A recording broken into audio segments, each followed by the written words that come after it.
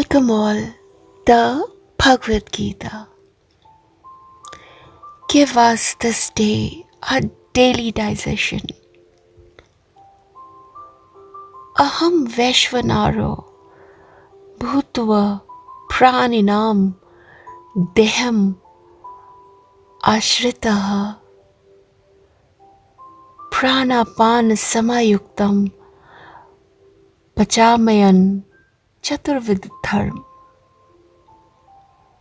In the bodies of all beings, I become Vaishvanara, the fire of life. Mingling with the two breaths, I digest the four kinds of food. Well, in most cultures and across religions, thanks are given to God before a meal for the food on the table. Hindus have many such prayers too. One of them is this shloka above, which Hindus chant to pray for good digestion. So what is this Vaishnavara? Then let's see. Krishna says that he is the splendor of the sun and the moon and the life-giving sap in plants. All three of these are connected.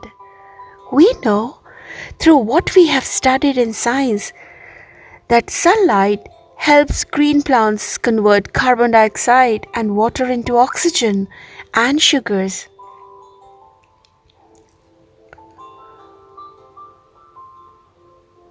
Stored as sap in plant stems and leaves and as sugars and starches in fruits and vegetables.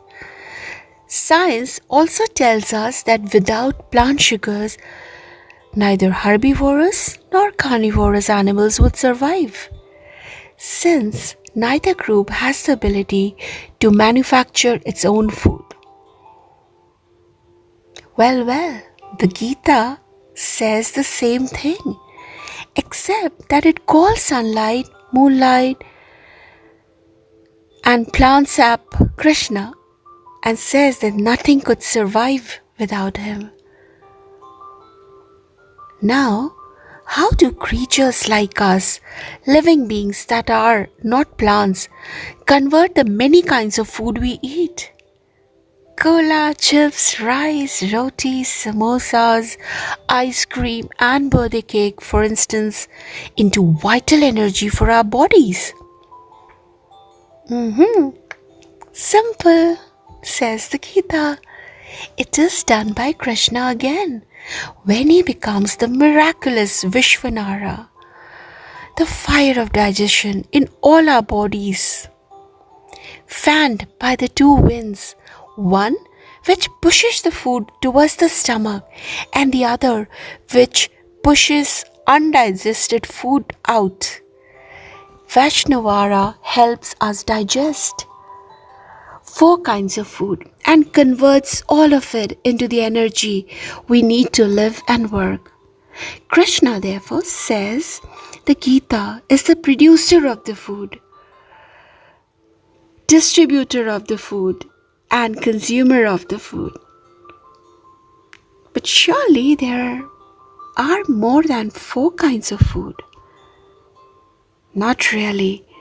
When the Gita mentions four types of food, it means food that you chew, that is your, you have rice, samosas, food that you drink, cola, lassi, lychee juice, food that you suck, the pulp from mangoes, boiled sweets, and foods that you lick, pickles, ice cream in a cone. That pretty much covers it, right? Well, yummy. So what is common to this Ashwatha and Jack's beanstalk? Well, they both connect earth to sky. And it isn't just them. There are dozens of such connectors across cultures and religions around the world.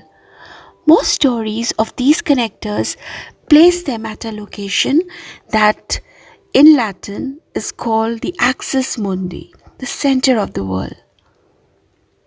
The point where the four cardinal directions meet. You already know one of the Hindu axis mundi, the plural of axis mundi is axis mundi, the sacred fig tree or the Ashwatha from the Banyan family. Now, for your information, the Ashwatha is also called people tree, sacred to Hindus, or Bodhi tree, sacred to Buddhists, or Ficus religiosa, sacred as all the trees are to botanists.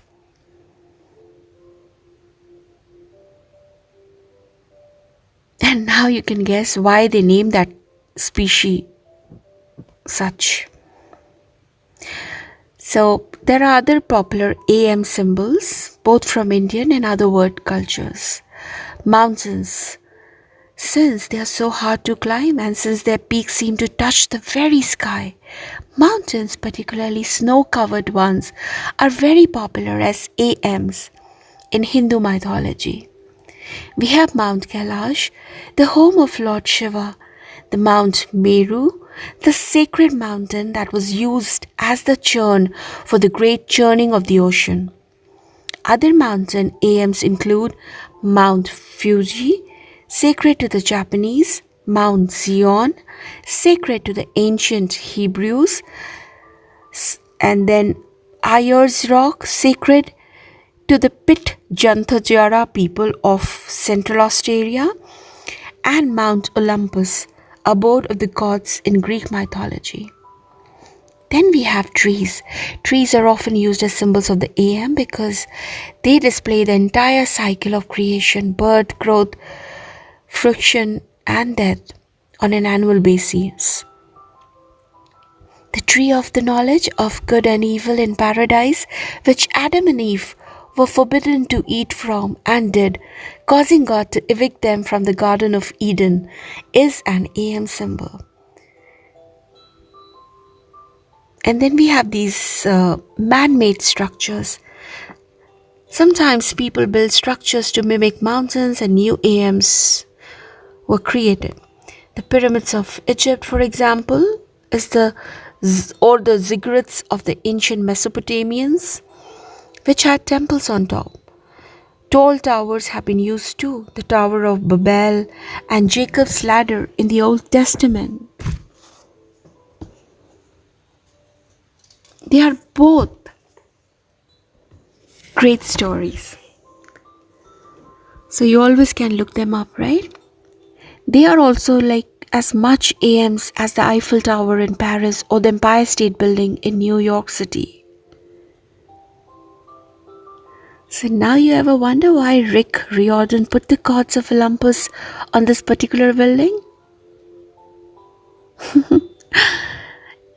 In fact, the ziggurat-like gopurams that sit atop South Indian Hindu temples, the rounded shikara towers of North Indian Hindu temples, the tall domes of Buddhist stupas, the minarets of mosques, and the spires of cathedrals are also AMs. Even a rocket ready for takeoff could be seen as an AM symbol. After all, this one, when launched, will actually connect the earth to other realms. Thank you so much for listening. Do share and subscribe.